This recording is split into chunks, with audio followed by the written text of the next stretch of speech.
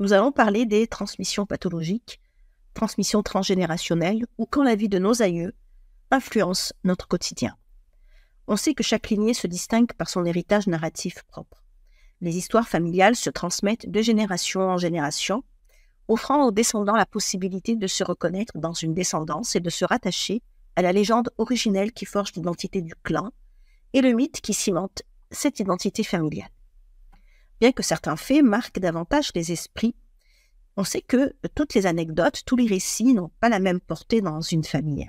Cela explique pourquoi, parfois, certaines familles choisissent de passer sous silence des épisodes traumatisants, infamants, dont la gravité défie la capacité de verbalisation ou la possibilité de les surpasser. Il n'existe pas en effet de mots pour des mots indescriptibles, comme dans les cas de traumatisme de guerre, de viol, d'inceste, ou pour ceux qui risquent d'être soumis à une catégorie de sous-humains, comme dans les événements qui provoquent une honte familiale. On sait que les silences transgénérationnels peuvent se perpétuer de génération en génération et que certaines générations vont être porteurs de fantômes familiaux.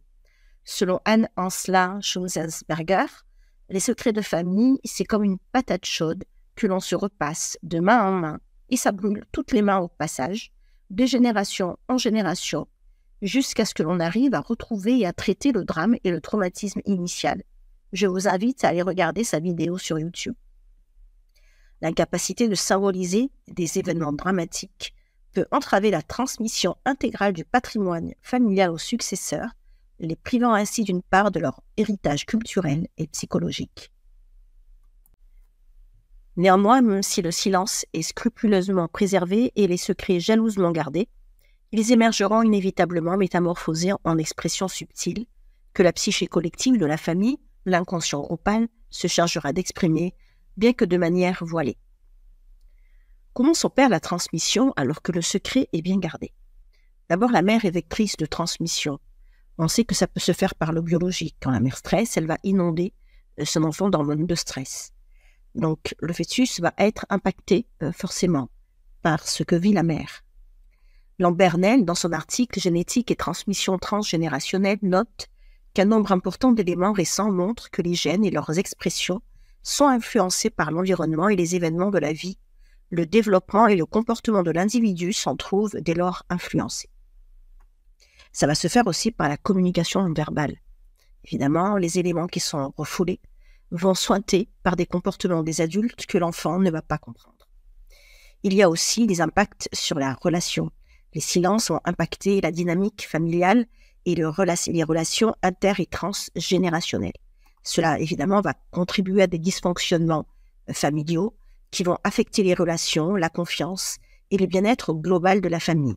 On va retrouver des familles qui sont trop soudées, qui ne peuvent pas se séparer, ou au contraire des familles qui sont complètement éclatées.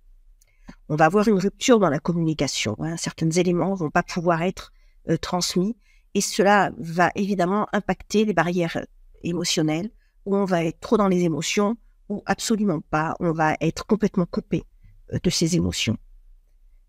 Cela va avoir évidemment des répercussions sur le sentiment d'existence et d'appartenance et donc de l'identité de l'individu. Alors comment sortir d'une transmission pathologique? En fait, quelle que soit l'histoire de la famille, le but de l'analyse ou de la psychanalyse transgénérationnelle est de permettre l'entrée dans un récit qui va transformer le discours, ou ce que l'on sait, ou ce que l'on ressent. Et ça va permettre de démêler les nœuds de la transmission pathologique. Ça sera fait selon des hypothèses, parce qu'évidemment, il y a des choses qui sont cachées, mais que vous ressentez certainement. Cela révèle une autre vérité, finalement, sur l'histoire familiale, quand on va y la chercher, quand on va y la questionner. Et ça va permettre aussi de développer un espace de jeu, une ère transitionnelle, qui va ouvrir un lieu de passage, une nouvelle voie à la transmission. Et le travail de symbolisation des différents messages, tant corporels que langagés, va donner du sens à des comportements, à des ressentis qui n'ont pas trouvé un chemin possible de libération. Cela va permettre aux nouvelles générations de choisir ce qu'elles veulent garder, ce qu'elles veulent continuer à transmettre et de pouvoir transformer en ayant la possibilité de se la raconter. Le temps ne sera plus figé, ça sera « il était une fois » pour pouvoir passer dans un futur, passer d'un temps qui n'est plus figé, mais aller vers l'avenir.